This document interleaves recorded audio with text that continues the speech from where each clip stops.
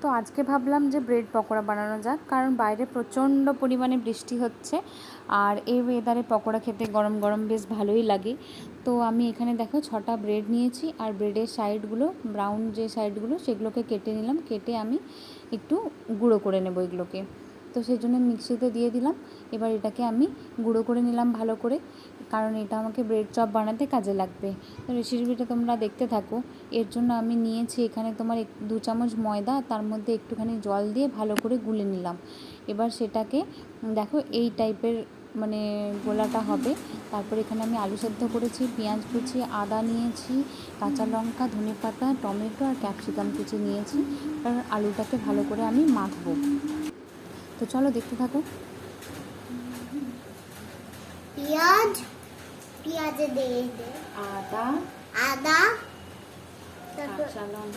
কাঁচা লঙ্কা টমেটো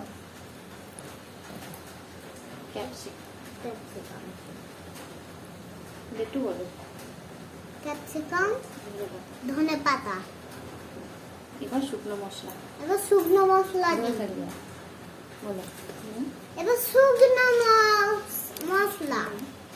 এই যে নুন, এটা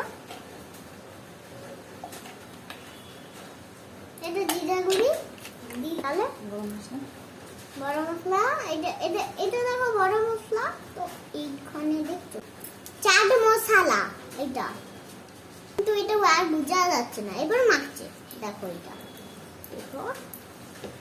এটা ভালো করে মাখছি। এটা মনে হচ্ছে কি? হ্যাঁ, আলু সেদ্ধ। আর এইটা মনে হচ্ছে যে ফুচকাই কেমন খায়, হ্যাঁ অমনি এইটা মনে হচ্ছে বলেই তো এইটা বানাচ্ছে এখন। এইটা বললো না গোল গোল, হ্যাঁ কেমন ফুচকাই দেয়, ফুচকাই এগুলো, হ্যাঁ অমনি করছে। দেখো এটা কি হয়, এটা শুধু পকোড়া হবে। দেখো কিভাবে হয় পকোড়া, দেখো এটা কি করা হয় পকোড়া।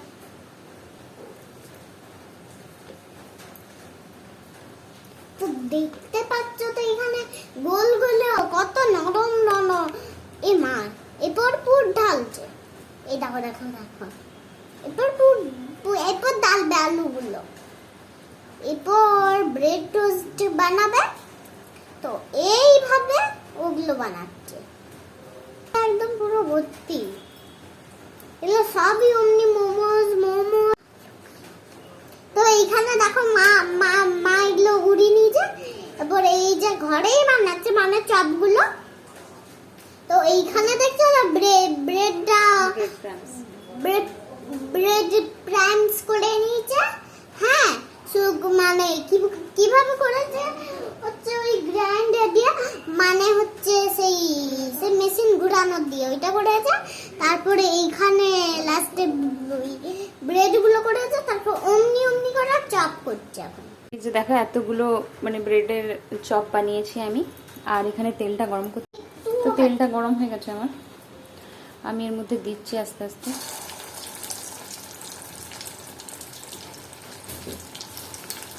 দুটো করেই করি।